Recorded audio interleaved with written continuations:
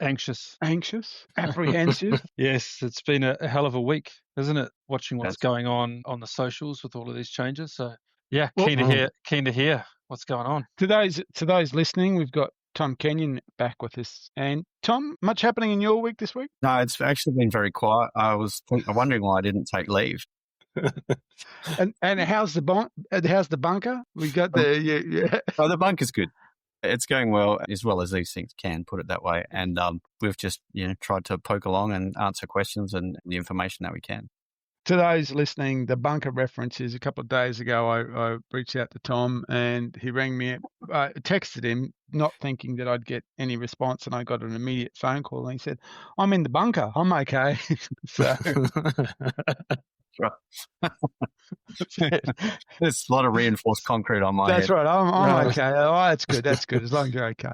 So this evening, we want to do a Q&A around the SAAQ issue and really get a better understanding of what's happening and what that means both for Queensland SAA members and more the Queensland shooting public in general, and also how this all kind of ties together at a national level. And we put out a call to our listeners for some questions and that they had, and we've got quite a range of questions. And what we're going to do, pretty simply, is cut our way through those questions. And if anything comes up along that, we'll follow that track along. But we want to get this information out as quickly as possible, and so people can get a better understanding of the situation now and into the future. Would that be a good summary, Ian and Jono? Yeah, I think so. Yeah, lots of questions out there. I just want to take you back to our previous podcast some weeks ago, and I remember one statement I made, and that was, "I want my national membership. I want my magazine. I want it now. Fix it, Tom. Fix it." So thank you. You're partway there by the looks of it. All for me, I'm sure. We're sort of there. Yeah, we're getting there. So, all right, let's hook into it, mate. Oh, that's a very positive way of looking at it, Ian. You're fixing the problem. There we go. Being selfish again. That's it. I like it. Sometimes when you fix things, you break other things. Oh, yes. Don't I know it? Yes. Yeah. Okay. Right. Let's hit him with the tough ones. Well, let's not. Let's start. Let's ease it in. So, obviously, the communications around the suspension. That's the correct term, isn't it? The suspension of SSAQ from the national body. What are they suspended the National from? Association is probably the way to do it. Okay, so they're suspended from the national. Now, that doesn't mean SSAQ ceased to exist. They are still exactly the club they were yesterday. It's just that their national affiliation with the SSAA Inc. has been suspended. Yep. And again, Andrew Judd, who I've actually met, he's got a nickname. You call him Juddy or something. Juddy, yes, Juddy. Juddy. Yep. For those again listening, Juddy and I got on immediately because we started talking about highly modified 45-70 lever actions and stuff like that. Yeah, he's a big lever action fan. He does gallery shooting, which is all about lever actions. So we got in that discussion. There's been a number of communications. He's the ones that actually his name is. I'm not sure if he wrote them, but he's certainly attributed to them. Are actually been quite informative. I think they were well written, and they, at least from the SSAA Inc. side of things, they put it in quite a fair context, but also, he said, don't want this to happen. This isn't something we want to happen, I think, which was actually quite, again, helped communicate that issue. But apart from that, the establishment of, and we've got to figure a better name than SSAQ HS. That's just too many letters, man. That's just too many letters. Really. It'll just become QHS at some point. QHS. Yeah. Okay, let's just do it.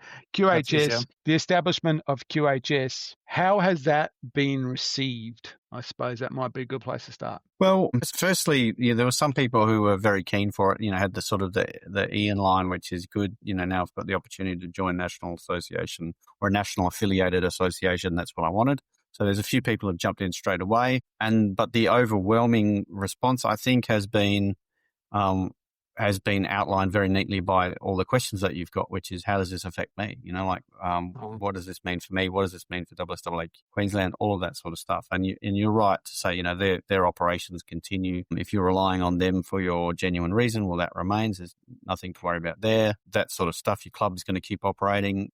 That's going to be the same today as it was on Tuesday, or whenever it was. So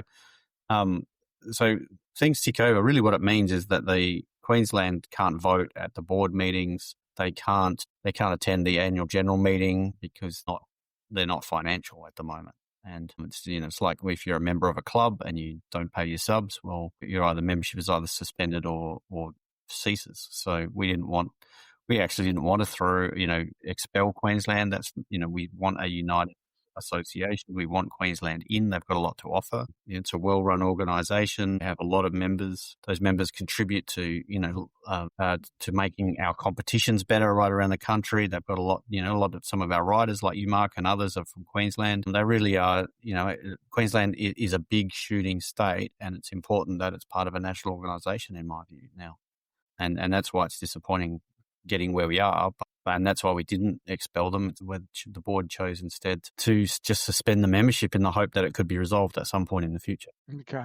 So I'm going to jump into some of the questions. And so one of the questions that we received is, so will SSAQ still be SSAQ, or will it be the Sporting Shooter Association of Queensland as opposed to... So what kind of happens to the Australia part of SSAQ? Well, I mean, for the moment, they're just suspended. So, they're sort of technically still a member of the association. They're just, their rights to participate in it have been suspended. So, there's no need for anything like that. No name for name changes or anything at this point. But, that's something I think Queensland members will have to think about, and the executive of Queensland and all of that, how they want to approach that. But for the moment, no need to change. Okay. And another question in that space, and what we try to do is we try to kind of punch in bunches here with the questions, is Brisbane part of SSAQ, or is Brisbane a separate entity in itself? Brisbane a shooting club? As in the Belmont Range? Belmont Range facility.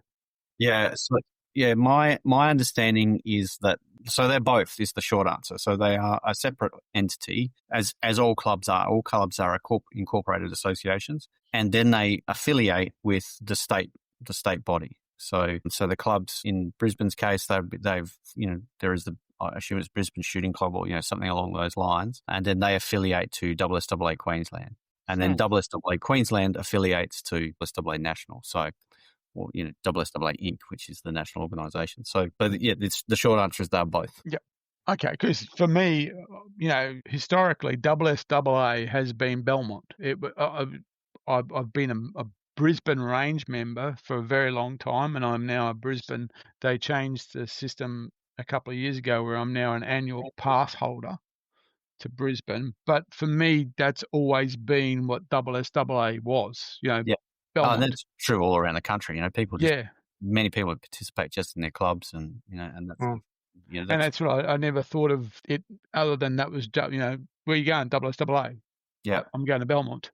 Yeah. A lot of guys go to Ripley. That's another option, but I generally go to Belmont, and I actually know the range officers really well at Belmont, and so on and so forth. So I think that's a good explanation, that those individual ranges are form Queensland, and then it's like a cascading up affiliation. And so I suppose then that kind of leads to the next question, which we had was around that, which is if I'm currently a member of Queensland, as in I'm a member of SSAQ, I'm in mid membership.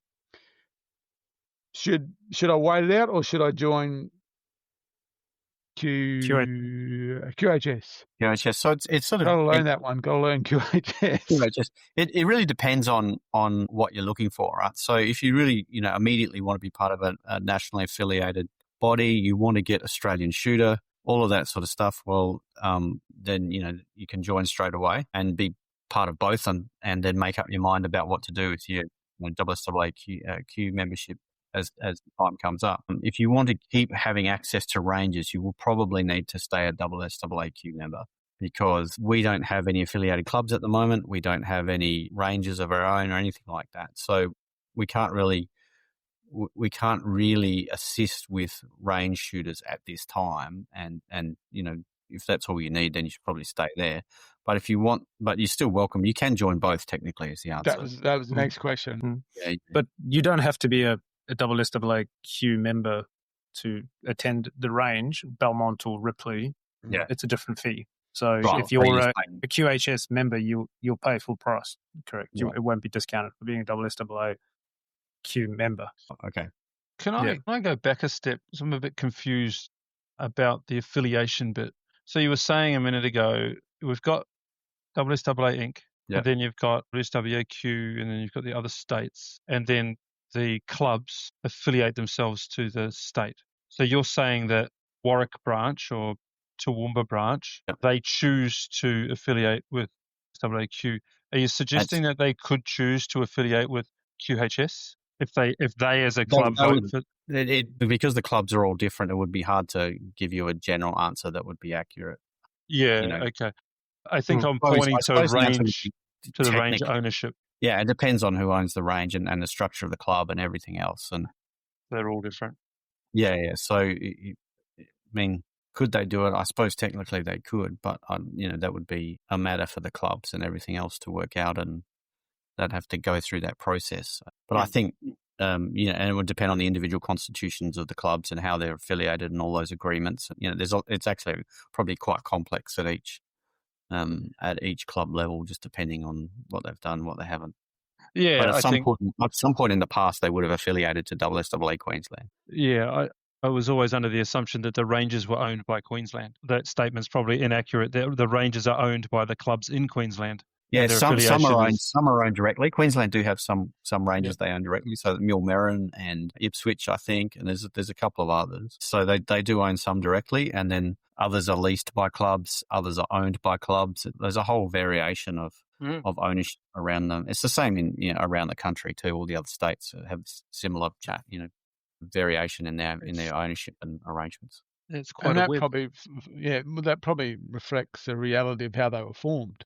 Yeah, correct. And but there wasn't a decision that, okay, we're going to create all these clubs today and we're going to create all these ranges. They formed over time through various, as they grew. And I'm sure there's lots that disappeared over the years too. I mean, when you drive through most country towns, you usually see the sign for Rifle Range Road or something like that. Yeah, that's right. Yeah, exactly right. And I mean, and the other thing too, the national association and the state associations form over time as well, because, as the economy becomes more complicated and the laws evolve and, public liability becomes a thing, then you need insurance and, someone has to put that together. So over time, these associations have formed, and also to facilitate competitions and things like that. So, they've got a history. I mean, the SSAA was founded in 1948, so it's been around a little bit. And as you said, like that ad, why not do both? That Mexican food ad. You can literally do both at the moment. I can be a member of SSAQ and a member of QHS. Yeah, and that way you'll get, if you get whatever, all the benefits of the national membership with the national magazine and all of that sort of thing, and then you'll get everything that Queensland offers as part of its services as well. So. There you go. Ian, Jono, I'm going to bail out for a while and let you guys take over one of the questions. Yeah, sure. I'll jump in while we're talking QHS. I mean, who's heading up to QHS? What is the organizational structure? So it's currently run by a board of directors. It's actually a company rather than an association. It's a board of directors, 3 from national office and 3 from the National Association at the moment, and 2 from Queensland. That Steve Knight's the president, and there's a secretary, and then there's 3 other directors. And that's just because that's an easy structure to set up and simple. And it was sort of unclear to us about how many people would want to be a member of a different organisation. So, but we knew that there were some people, because they'd contacted us and told us that they wanted to be part of a national association, a body that was affiliated to the National Association. So we thought, well, this is an easy, simple way to set it up and basically give people the option and see what they did. And so that body, Queensland Hunting and Shooting, has affiliated with SSAA Inc., national body, and that happened last weekend. And and then we put out the communication on Tuesday night. And how's it been received? Has it been seen positively? Yeah. Well, I mean, the people who were waiting for it were quite happy, so they're glad to have it. There's a few people there in that boat, so they've joined in a bit of a rush. Our membership team have really they had a pretty tough day on Wednesday. They had a lot of calls with people wanting further information and asking questions, and people wanting to sign up and everything else. That's abated a little bit in the last day or so. But I mean, generally, it's more questions than big reaction one way or the other. Those people who were waiting for it were happy. I'm sure there's some people who are unhappy, but the vast majority of people just seem to want to know what's going on and how it will affect them. And that's, I suppose, in a way, that's not really surprising, is it? I mean, that's how everyone gets to these things. No. You know? Yeah. I mean, the majority of people that I've spoken to, it's the affiliation with a national body. That's what what people wanted and what they felt they weren't getting with SSAA. So the fact that they could join a nationally associated body or company or whatever it is was important to them. I think it was just more a bit of confusion about what was going on. So it's good that they're able to call up to the membership team and ask questions. Is that the best way to become a member for people who want to? Is just to call up the national? Yeah, you can go online. You can do it online, or you can just go to the SSAA.org.au website. Go to the membership section and you can join up there, or you can ring. For those, in some ways, we're trying to restore people's membership numbers. So we've got, records if they've previously been a member, and we're trying to not create new numbers for them. So if they were, 5 years ago, they were a member of SSAA in Queensland, we'll have a number for them, and we're just trying to restore that number, keep them consistent. Life members, actually, there's been quite a few questions from life members about how that works and are they still life members and everything. So we're honouring life members for everybody that was a life member before January of this year. Effectively, Queensland stopped paying their membership subscriptions from the 1st of January. So if you were a life member, if you bought a life membership before that point, then if we don't have your details, we'll just take them on board. If you were a member, Queensland started doing their records in November 23 or so. And if you were a member before then, a life member before then, we've got your records and we're just honouring that. So because they've paid, effectively Queensland paid the life membership fees up until end of December last year. So we're just taken as things. So life members, no change. They just let us know their address, confirm their name and address, and we can make sure they start getting Australian shooter again. They're welcome to participate in shooting competitions around the country and to come to ranges interstate and everything else without any trouble. Okay. So then that sort of brings me to the question about national shooting comps. How does this impact SSAQ members? So so they can still compete in events up until the 31st of December. From that point on, they will not be able to compete in events, national events, unless they join an affiliated body. So either QHS or another state or something like that. So they can be anyone from Queensland who was selected for a team before the 1st of October, that team selection will still be honoured until their competition has ceased. Again, Queensland members can still compete in any national title between now and 1st of December, but after that date, they'll need to make other arrangements with their membership. Okay. It's going to be a big one. Yeah, it will for a certain group of people. There's a lot of people who travel, they really like those events. They travel, they stay down there. They know the people, there's a group of them that do it from around the country and they have a great time, catching up with each other and do a bit of shooting as well. And they're excellent events. I've been to a couple when they've been held here in South Australia and they're really good spirit and everything else. So, that will be, for those people, that will be a disappointing development and they'll need to decide how they're going to approach that. Yeah, well, I mean, I know certainly from target rifle shooting, that's very much the case. I used to shoot full bore and every event that was like an hour and a half out of Brisbane, you turned it into a weekend event, Yeah. So, and there's people who that was their whole life. That's what they did, So there's certainly a lot of people there's probably a goodly chunk of people who will be affected by that. Yeah, I agree. And look, there's a lot of you'll notice a lot of the ranges they hold those events on have camping facilities and and it's all set up for people to just be able to drive down, stay the weekend, and go home again, or do what they're doing. I mean, there's I know plenty of people who use the Belmont facilities. Ripley's got a fairly big area where people I've been to Ripley at times when there's an event on, and it's a little tent city down there on the grass. So certainly there's a lot of people who will be affected by that. One of the really kind of interesting questions we got, I don't know if it's interesting, but certainly it's interesting to me, is that we're very much public land advocates here, and public land hunting is not available in Queensland. I suppose, the question is, what will QHS's position be on public land hunting or gaining access to public land hunting? Though once you said that you established it last Tuesday, I'm not sure if you've already got your policy. No. It was established slightly before then, but it was fairly recently. Yeah. I'm not sure if you've got your policy developed yet. I haven't had that.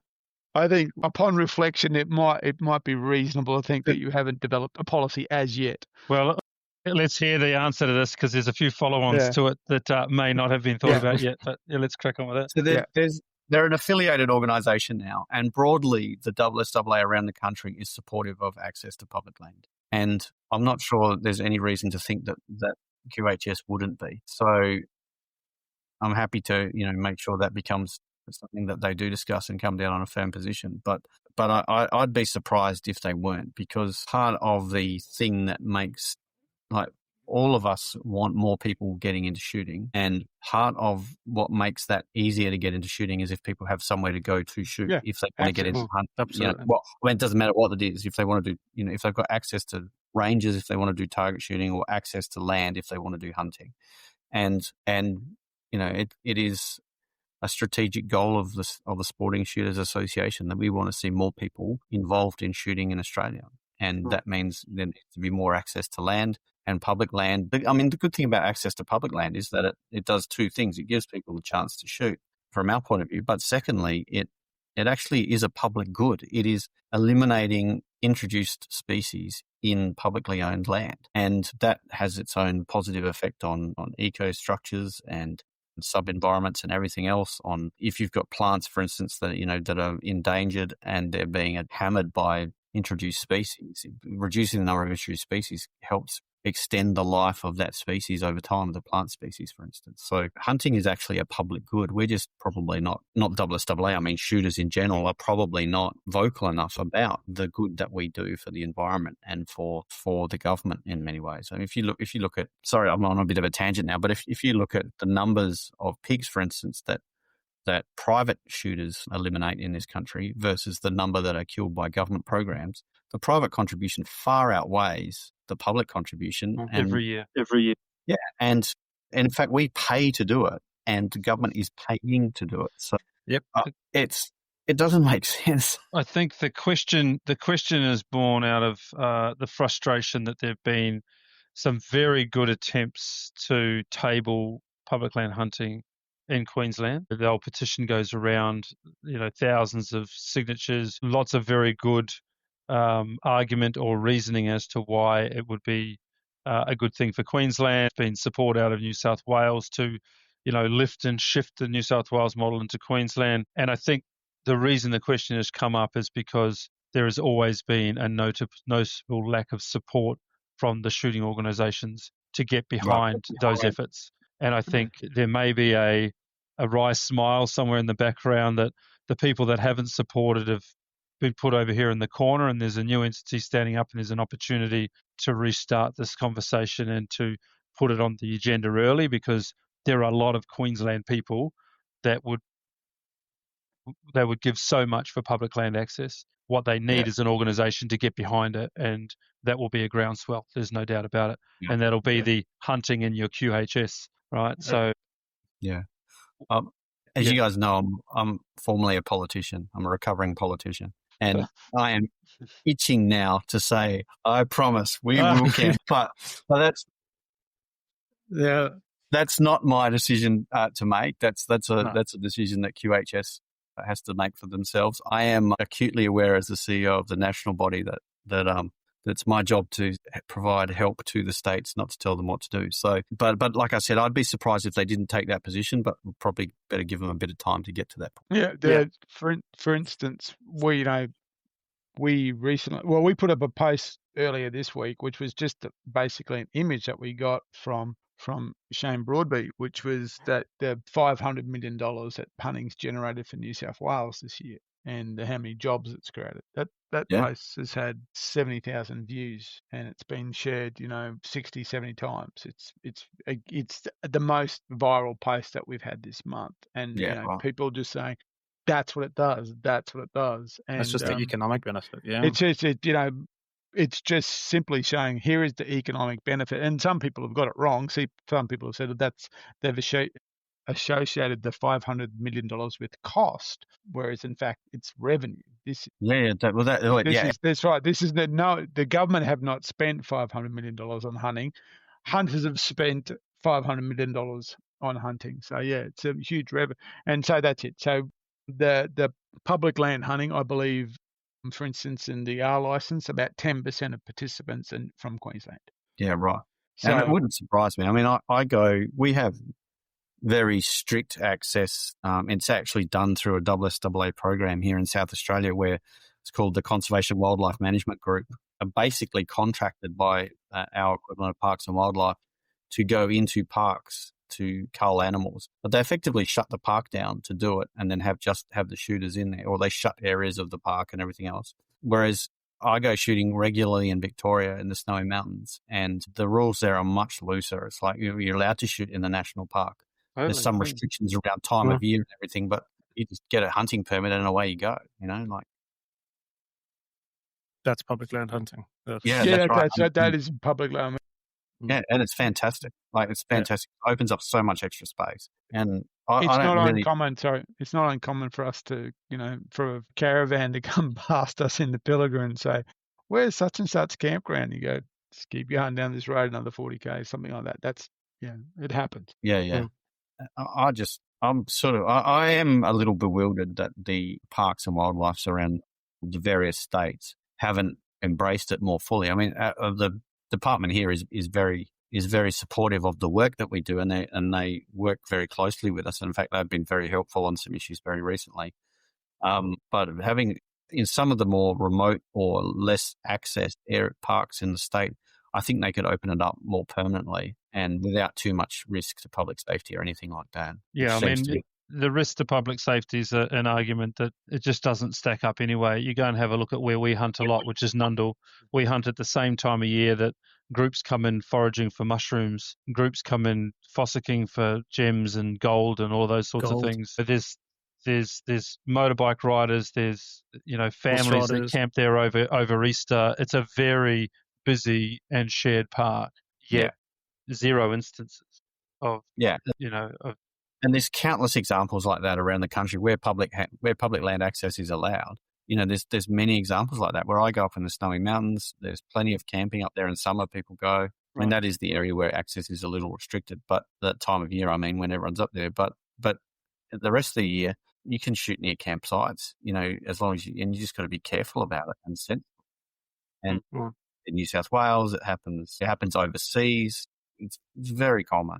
And as you say, zero evidence of any system problem. Well, it's actually overwhelming evidence that it's not unsafe. Yeah. It's if we looked at it from a evidence point of view, it's about the safest thing you can do. Yeah. Yeah. Touch footy is far more dangerous, and injuries wise, rock fishing ad nauseum is far more. Catching a bus is more dangerous. That's true. That's true. From a statistical point of view. But that's true. And the federal government's own figures show that, right? So sports shooting is in precision sports, and it's right at the bottom. That's right. Can I take you back to your comment a minute ago, which was, it's not up to you to tell the QHS what to do. You're there to support the decisions that they make and help them from a national body. So what is QHS going to do? Like, what is its now remit? What is it going to offer the Queensland members? It's called Queensland Hunting and Shooting. Yeah. We've said that they don't own ranges or do anything around the ranges. There probably aren't any hunting programs at this point in time because it's new and they need to establish things. Is this effectively a placeholder group while the suspension goes and runs its course and, potentially you resolve this issue and things go back to normal? Or is this going to build out and become something for members to participate in? I suppose in the short answer is it depends on how long it goes for. I mean, it is possible that it is possible that it could switch back over to Queensland in the event Queensland decided that they did want to, lift their suspension and become a full participating member of the sporting shooters again. Then there'd be no need for QHS, or we'd have to think about the role of QHS at that point. But in the meantime, while we're waiting for that, and that's completely out of our hands, Queensland's going to do what it's going to do. In the meantime, we have shooters in Queensland who want to be part of national SSAA in some form, and we're providing them that opportunity to do that. So I suppose in the short term, the focus of QHS will be just making sure that people do have those access to those services, that the transition, that people joining up is going smoothly, that they're getting their magazine, they're getting, if that's what they want, that they're getting their emails are on, they're getting the address. So that's going to be their first thing. After that, if the organisation gets a bit of momentum and people start to join, then they will have to think about what services they're going to offer and are they going to open some ranges, all of that. But I think, there is a level of uncertainty about, how this is going to go. But for the moment, this is a way of people becoming part of the national organisation, staying in touch, receiving the emails, everything else like that, and you're getting all the products and services that are part of the membership, and participating in national competition if that's what they want to do. But it's this hasn't been. Not trying to turn it into I suppose. We'll just have to wait and see, I think, is the right way of saying it. Early days. Early days. Yeah, which kind of probably answers the next question, which is if you've become a member of QHS, is there more that a member can do? Can they, become part of the administration? Is there subgroups that are part of this? I think you've answered that it's early days and wait and see what happens. But I think that if people become members of organisations, they want to participate. Yeah. Well, if they do want to participate in it, then it's definitely worth getting in touch with us. For the moment, if people ring the membership office, say they want to help the club, want to participate in the the association, then let us know and we can pass that on to the QHS guys and they can start to work that out and start to talk to people and talk to them. But over time, this will become. At the moment, there's some directors who are members of the national body, but over time, that will back off, and if the organisation ends up growing, that will back off, and it'll become a Queensland complete, independent identity, and we'll essentially just hand it back into a bunch of Queenslanders who want to run it. Yeah, the president is already Queenslander, lives in Queensland, and the secretary as well. It's just the other three directors that are not. Okay. And I think that's sorry. Yeah. Sorry. I was just going to say, and some you mentioned you consume the products and services of the SSAA. Does that include insurance? Is that one of the? Yeah. So it does. Yeah, by joining QHS, you're covered by SSAA insurance. So public liability, accident, and income protection are the three sort of insurance products that you automatically get, and you have access to the firearm protection offer as well. If you want to take that up, it's an extra cost, but you have access to it. $35 or something. It's pretty reasonable. It is $35 for $25,000 worth of cover. Yeah, it's pretty solid. When I joined, I just couldn't believe the value for money. I couldn't believe that I could get a printed magazine posted to me, $20 million worth of public liability insurance, and then for an extra $35, I could get $25,000 of insurance on my firearms as well. All for, I think it was $115 at the time I joined, plus 35, that $140. I just couldn't. I was astounded. I was expecting hundreds of dollars. I think I actually think it's tremendously good value membership, and we want to keep providing that to the members. And it does give you access to Australia's best gun rider. Yeah, that's right. You get to. He's very good. Dick Unton, I think his name is. That's the guy. Well done. That's the guy. Well done. No, we've got some great writers, yourself included, of course, Mark, and we do have good writers. Like it is a well regarded magazine. It's enjoyable to read. I obviously see it before you guys because I have to sort of read through it before it goes out, and I look forward to it every month. Mm. And it's funny because I sign it off, then it goes to the printer, and about 2 weeks later it gets mailed out. I've sort of forgotten about it, and it lands in my post letterbox, and I get to read it all over again. Yeah, I enjoy it. It's a good magazine. I certainly missed it. Yeah. I missed it for a period there. Yeah. Wanting to stay faithful to some of the questions we got in. Yeah, keep going. Though I don't know if this, I kind of know what the answer to this is going to be now that the other ones have helped out. Is that one of the questions was, does or will QHS have any political affiliations? And I'll leave that up to you. So no affiliations. The SSAA doesn't really have any political affiliations at all. We are an advocate to all parties. So we will advocate on behalf of shooters to all parties. It's usually the states that do that because most gun regulation is done at the state level. And the SSAA has always advocated on behalf of shooters to Parliament and across all parties, and will continue to do that. In the most recent Western Australian election, we did take a stance on who people should vote for, and we recommended that people in Western Australia should support the National Party because they were basically the only group that had stood by our shooters during that whole debacle of the Western Australian gun laws, and we were trying to maximise pressure on the state government at the time. It was a reasonably successful campaign, actually. But generally, we don't advocate for one party or another. But we do recognise there are some MPs who are very good supporters of shooting. In Queensland, I think you've got Robbie Katter, is it? Yeah, the kind of the genesis of that question is I'm assuming is around CAP and linkage to CAP, who is by far the most pro-shooter party in Queensland, and it is a party. They do have multiple seats here in Queensland. Though Bob's Senior's just flicking open knives in public, which isn't doing us much of a favour. But anyway, that's he does that kind of thing. It's actually getting a little more sensitive, Bob. It seems to be. The flicking that knife over hasn't done us too great a thing at the moment. But anyway, from that, so I think that's what it is. There's a feeling that CAP is by far the most pro-shooter, pro-gun ownership party in Queensland. And well, they're certainly very vocal about it. I mean, we see some of their social media stuff and everything else, and sometimes we've shared that in the past. But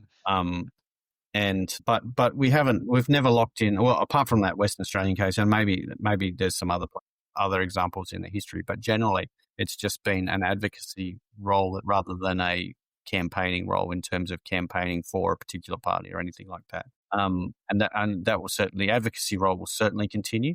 There may be times in where it makes sense for us to recommend a particular party at a particular election, but I think it would be a mistake for us to ever say that one party is always going to be our party. I mean, maybe you could say that about shooters, farmers and fishers, for instance, or, because that's in their name and that's what they're all about. Or you might say it about CAP as well. But parties can change, or they can take positions that don't necessarily align with what we think is best for shooting. But generally, we don't affiliate to a party, and we don't recommend one party over another on the whole. Okay, and so probably the tying into that, but stepping down one. And Jono did make some mention of it before. So if I'm a Queensland QHS member and I turn up to the range, any idea what that actually means to me if I turn up to the range? I think it would vary from range to range of what their rules are and what they recognise and what they don't. You won't have an automatic. I would assume that if there's discounts associated with being a SSAA member for range fees at various ranges, in Queensland they probably won't be recognised if you're a QHS member and not a SSAA Queensland member. So if it's a SSAA Queensland range, to get any of the benefits associated with that, you'll need to be a SSAA Queensland member, and then they'll make their own decisions about whether people are allowed to get a discount or whether they just pay the full membership, the non-member fee or whatever it is, depending on the. In terms of travelling interstate, if you're not a member of QHS, then you'll be paying the non-member fee at ranges interstate. Okay, so it's messy. For sure. Yeah, and it's going to take all the individual range officers and coordinators and the people that run those facilities to, I know when I show up at the range, I have my SSAA card.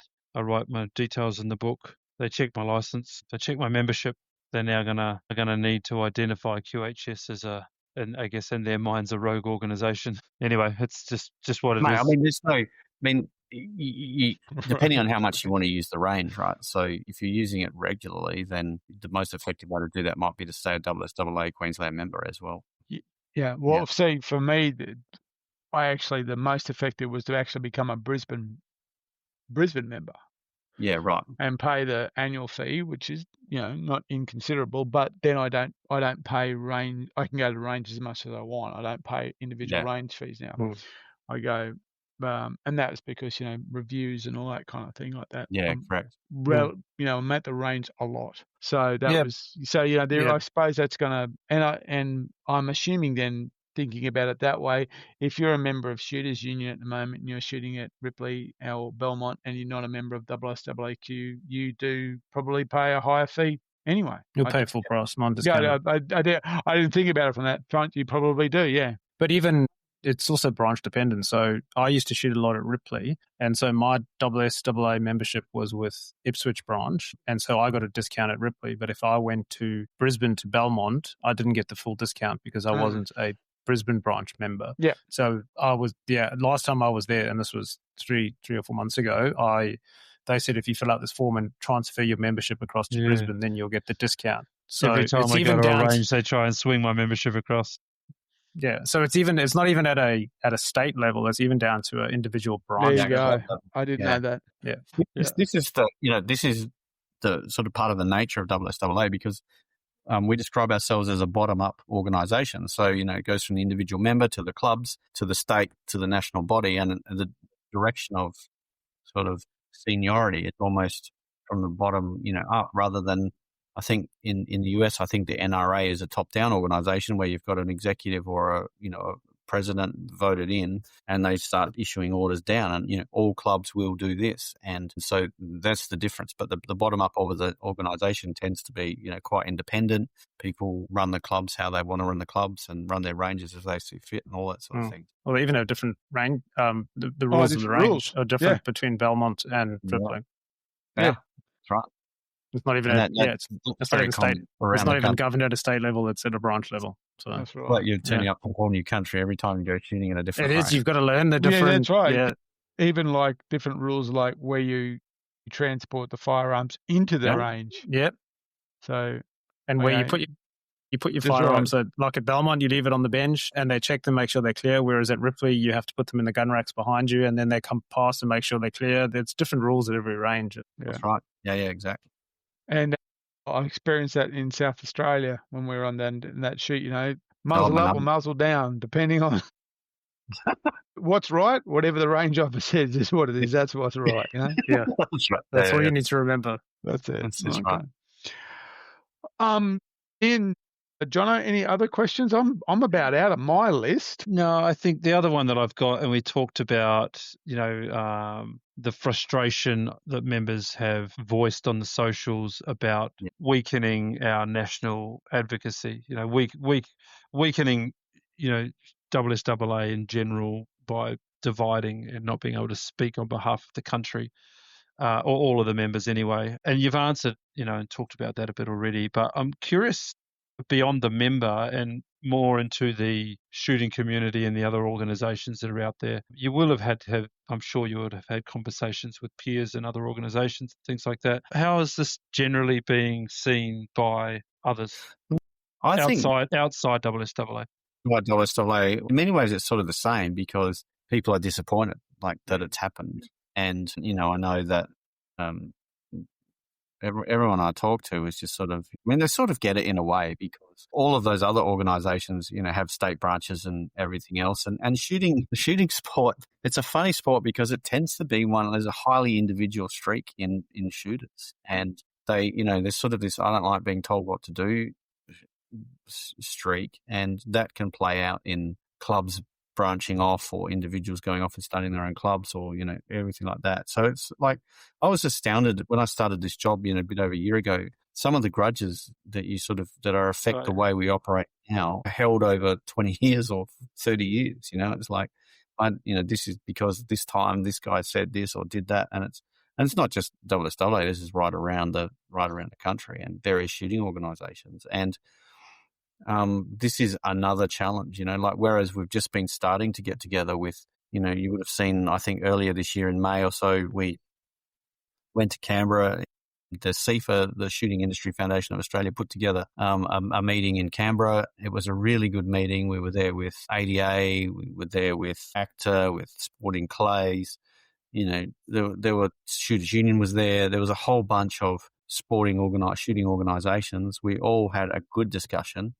We agreed on a way to sort of move forward and to work together, and we're starting to make progress in that area. I regularly catch up with Sean Kilkenny from the Deer Association now, and try to work together and work how we can do some common messaging and stuff as well. And so we're making some progress, and then you get this happening, and it's a setback. So it's frustrating. It's frustrating for us internally, and I think it's frustrating for people outside. I know, the people who advertise with us are frustrated. The importers of the firearms who are frustrated, politicians are frustrated. And I completely understand it. But, sometimes things are unavoidable, and that's where we are. Yep, fair point. Jono, anything else? No, nothing else from me. Anything else, Tom, that we've not covered that you wanted to mention? No, I think we've talked around pretty much everything. It's pretty comprehensive. But I'd just sort of finish up by just saying, look, this is not where we wanted to be. Where from here on in, the SSAA Inc. is not, the national body is not looking to get into any fights or anything else. We're not looking to, we're trying to explain our view of what happened. I'm sure Queensland and others have a different view, but we're just trying to explain our view of it and then move on. Like we're trying to, and hopefully at some point get to a resolution. But we're trying to just get back to focusing on members, making sure we provide the services that we say we do and that we charge people for, and making sure we're doing that as well as we can, and then improve those services over time. That's certainly what I'm focusing on. I'm not looking to get into brawls or anything else about it. And our focus as an organisation is on our members, and that's where we're trying to keep it. Well, I think that's pretty evident, the fact that you've gone to all this effort of creating a new organisation here in Queensland to support the Queensland hunters and shooters. I think it shows that you are putting members first, which is good. Good to see. Or at least putting Ian first. Ian gets his magazine. No, you guys every month now you get to get back to reading Mark. It's great. Oh, yeah. we hear about it, enough. Don't worry. Magically, that magazine kept showing up anyway, so that's okay. Yeah, that's right. So somehow, yeah. No, I mean, for me, and it's always been, like I said in the previous podcast that we had, I join clubs as communities of interest, and I joined SSAA as the national voice. It's it's the bigger voice that can talk to federal government. It's the bigger voice that can talk to industry. It's the bigger voice that advocates on our behalf. Breaking that in half, in my views. It gets my vote to stay with the national organisation or move to the national organisation, but I'm still part of other clubs, Lennox and local clubs and things like that, because that's where my buddies are that we go shooting. I don't get that same experience out of SSAA. I don't think you're alone there. I don't think you're alone at all. I forgot about that I'm a member of the Lennox Hunters. It's a trouble. I forget about that. I did until I actually responded to the AGM saying, one, I'm not available, and two, I nominated my proxy for the AGM.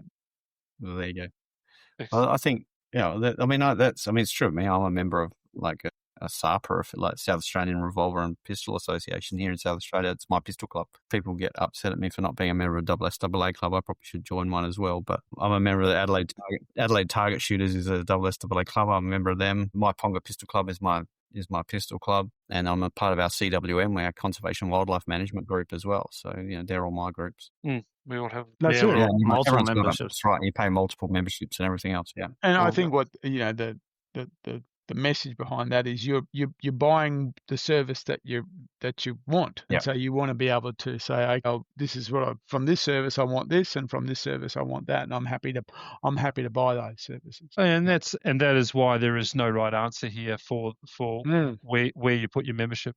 because, like you said, Tom, those that need the range and frequently access the range, there's a club for that. Those that want national advocacy, there's a club for that. Pick and choose what you want, or both. It's totally fine. I think that's probably it, guys. I think so. Tom, I think thank you for taking the time again to explain a lot of that. 1,000 questions out there in the socials. We'll get this out to answer a whole bunch of them in the short term, and fire any more questions you've got our direction, or contact Tom's office, and no doubt you'll get your answers. If people go to SSAA.org.au, follow the links to the membership page. There's all our contact details there.